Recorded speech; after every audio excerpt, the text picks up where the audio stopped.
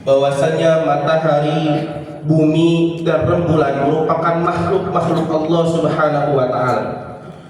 Mereka bertasbih kepada Allah Subhanahu wa Ta'ala dengan cara beredar pada garisnya, tunduk dan patuh pada suatu aturan tertentu dengan perhitungan yang pasti dan tepat. Dengan mengamati pergerakan makhluk-makhluk ini, kita bisa menentukan perhitungan waktu dan juga kita bisa menentukan arah yang ada di langit maupun yang ada di bumi.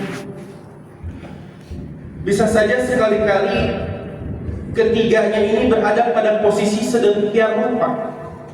Mereka, matahari, bumi, dan bulan itu berada pada satu garis yang sama. Maka ketika mereka berada pada satu garis yang sama, maka terjadilah sebuah peristiwa yang disebut oleh manusia dengan peristiwa gerhana. Apabila seandainya rembulan berada di antara matahari dan bumi, maka akan terjadi sebuah peristiwa yang disebut dengan peristiwa gerhana matahari.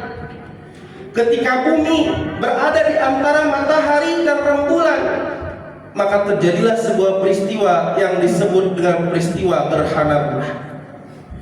Maka peristiwa gerhana ini, baik itu gerhana bulan maupun gerhana matahari, bukanlah semata-mata peristiwa alam yang terjadi dengan sendirinya, melainkan sebagai bukti tunduk pada ketentuan, ketetapan, dan kekuasaan Allah Subhanahu wa Ta'ala. Oleh karena itu di dalam Al-Quran Allah Subhanahu wa Ta'ala berfirman, "Huwallazi ja'ala asy-syamsa diya'an." Dialah Allah yang menjadikan matahari itu bersinar di siang harinya, wal qamara nura, dan jadikan rembulan ini bercahaya di malam hari. Wa qaddarahu manazila li ta'lamu 'adada as-sinina wal hisab, dan Allah tentukan manzilahnya, Allah tetapkan garis edarannya masing-masing, sehingga kalian manusia mengetahui bilangan tahun, sehingga kalian manusia bisa menentukan waktu, kata Allah. Ma khalaqallahu dzalika illa bil haqq. Tidaklah Allah menciptakan yang demikian itu kecuali dengan ketentuan yang pasti. Yufassilul ayati liqaumi ya'lamun, agar kalian manusia bisa menjadi kaum yang mengerti. Hadirin, kaum jahiliyah adalah kaum yang tidak mau mengerti. Mereka memiliki keyakinan bahwasanya peristiwa gerhana yang terjadi itu disebabkan karena kematian ataupun kelahiran seseorang di muka bumi ini. Atau sebaliknya, justru kematian, kelahiran seseorang di muka bumi inilah yang disebabkan karena terjadinya peristiwa gerhana. Inilah keyakinan-keyakinan yang ditanami oleh orang-orang kaum jahiliyah. Dengan takdir Allah, pada tanggal 29 bulan Syawal tahun 10 Hijriah, artinya tahun ke-10 Nabi tinggal di Madinah, bertepatan dengan tanggal 27 bulan Januari tahun 632 Masehi, terjadi gerhana matahari yang disebut dengan anular, yaitu gerhana cincin. Dan pada saat waktu yang sama juga Allah tetapkan takdirnya Ibrahim, putra Nabi Muhammad SAW, wafat pada usia 17 bulan. Di saat yang sama terjadi gerhana matahari cincin, pada saat itu juga wafat putra Nabi Muhammad bernama Ibrahim pada saat usia 17 bulan. Maka orang-orang jahiliyah pada saat itu meyakini bahwasanya gerhana ini terjadi karena Ibrahim wafat, atau sebaliknya justru Ibrahim wafat karena terjadi gerhana. Maka Nabi Muhammad SAW mencoba untuk meluruskan cara pikir mereka, meluruskan cara bertindak mereka. Nabi Muhammad SAW menanamkan keyakinan bahwasanya gerhana itu tidak ada kaitannya dengan urusan kematian ataupun kelahiran seseorang, tapi atas kuasa Allah lah sehingga terjadi peristiwa gerhana, dan atas kuasa Allah lah Allah yang menghidupkan dan mematikan seseorang. Hadirin yang dirahmati oleh Allah Subhanahu wa taala. Di dalam hadisnya Nabi Muhammad SAW memberikan satu kurikulum sebagai bentuk edukasi dan advokasi kepada kita. Tentu ini semata-mata untuk mengubah cara pikir orang-orang jahiliyah terdahulu, dan juga ini menjadi isyarat peradaban masyarakat di masa depan. Setelah terjadi gerhana matahari cincin pada saat itu, yang baru satu kali itu, maka turunlah syariat gerhana untuk dilaksanakan. Maka Nabi Muhammad SAW bersabda, Inna syamsa wal qamara ayatani min ayatillah. Sesungguhnya matahari dan rembulan merupakan dua tanda di antara sekian banyak tanda-tanda kekuasaan Allah Subhanahu wa taala. La yankasifani li mauti ahadin wala li hayati. Sesungguhnya peristiwa gerhana bulan maupun gerhana matahari itu disebabkan bukan karena kematian atau kelahiran seseorang, akan tetapi yukhawwifu bihima ibadah.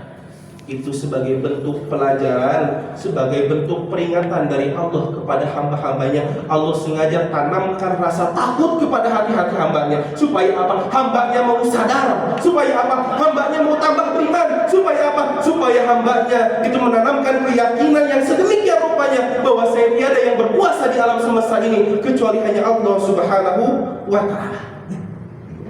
Maka ketika terjadi gerhana, kata Rasul Shallallahu Alaihi Wasallam, maka bertakbirlah.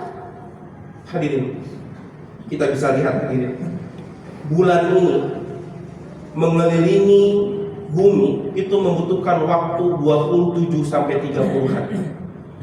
Bumi dan bulan mengelilingi matahari membutuhkan waktu 365 hari. Bumi, bulan, matahari mengelilingi inti galaksi yang kita sebut dengan galaksi Bima Sakti yang kita ada di dalamnya, itu membutuhkan waktu 225 juta sampai 250 juta tahun untuk mengelilinginya. Begitu amat sangat panjang. Siapa yang mengatur ini semua hadirin? Siapa yang mau mengelola bagaimana bumi berputar, bagaimana bulan berputar, bagaimana matahari berputar, bahkan bagaimana inti galaksi ini berputar? Maka di dalam Quran surah Ibrahim dinyatakan ayat 33, wa sakhkhara lakumus syamsa wal qamara da'ibain wa sakhkhara lakumul laila wan nahar.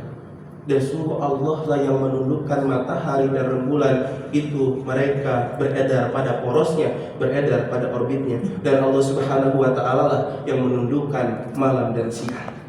Maka di ayat ini kita mengetahui bahwasanya semua kekuasaan ini adalah milik Allah Subhanahu wa taala yang menjadikan bumi, bulan, matahari beredar pada porosnya, beredar pada orbitnya. Tiada lain dan tiada bukan, itu adalah Allah Subhanahu wa taala. Makanya saat ini kita bertakbir, Allahu Akbar, Allahu Akbar, Allahu Akbar, Allah Maha Besar. Kenapa? Karena tidak mungkin ada makhluk yang mampu mengelola bagaimana bumi ini berputar. Tidak mungkin ada seorang makhluk yang mampu bagaimana mengatur matahari, rembulan, inti galaksi ini berputar. Bahkan tidak ada satupun makhluk minimal yang bisa mengatur bagaimana siang dan malam itu saling berganti kecuali hanya Allah Subhanahu wa ta'ala. Maka itulah kenapa kita bertakbir hari ini, Allahu Akbar, Allah Maha Besar. Dan kita hadirin hidup di dalam muka bumi ini, kita ketahui bahwasanya bumi ini begitu amat sangat luas dan begitu amat sangat besar. Dan bumi ini tunduk patuh kepada Allah Subhanahu wa ta'ala. Bulan hadirin, bulan itu berbentuk lingkaran.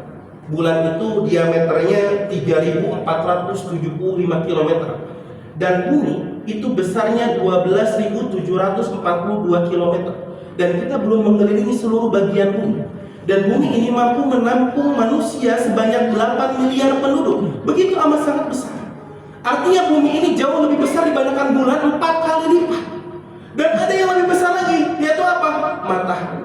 Matahari besarnya 1.392.700 km, 110 kali lipat lebih besar daripada bumi. Tapi mereka tunduk dan patuh kepada Allah. Sedangkan kita, kadang manusia yang masih hidup dan berpijak di atas bumi Allah, tidak mau sujud dan tidak mau tunduk dan patuh kepada Allah.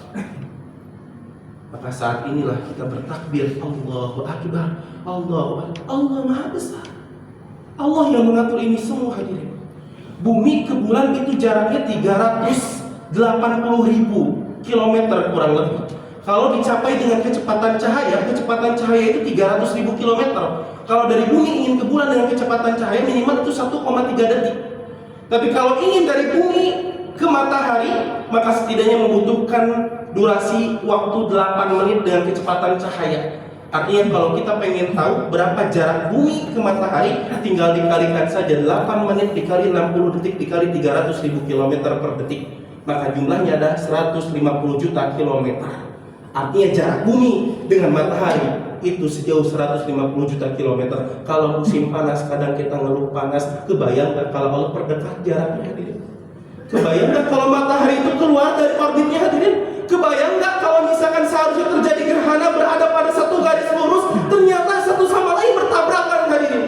Sedangkan kita tidak sedang bertakbir kepada Allah, justru kita sedang melakukan kemaksiatan kepada Allah. Na'udzubillah. Maka karena itulah kata Allah, kata Nabi, maka biru, maka bertakbir.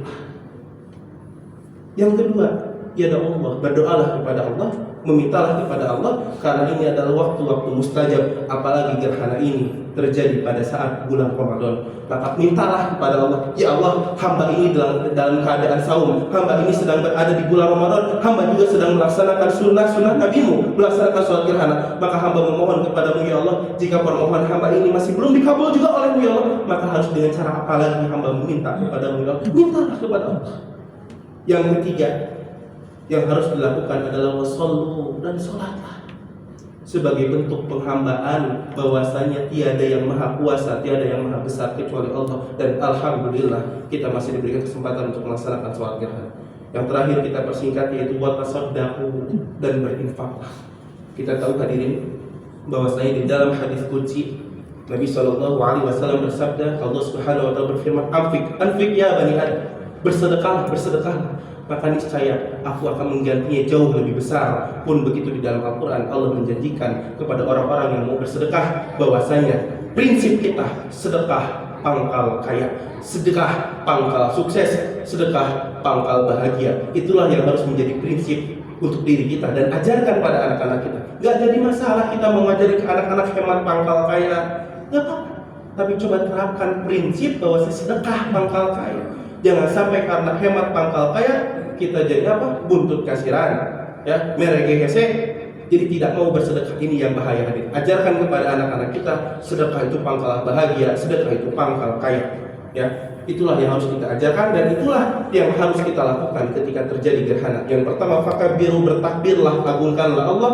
Yang kedua, yaitu berdoa kepada Allah, minta apapun kebutuhan kita. Yang ketiga, itu adalah melaksanakan ibadah sholat. Dan yang terakhir, watasaddaqu, dan bersedekah. Mudah-mudahan kita termasuk golongan orang-orang yang senantiasa diberikan kenikmatan dalam melaksanakan ibadah kepada Allah, dan juga kita dijaga hati kita dalam melaksanakan mendirikan sunnah-sunnah Rasul Sallallahu Alaihi Wasallam. Dan besar harapan kita dikumpulkan bersama dengan para sahabat Nabi, dengan orang-orang beriman, dan terutama dengan Nabi Muhammad sallallahu alaihi wasallam. Mohon maaf bila sekiranya ada kekurangan.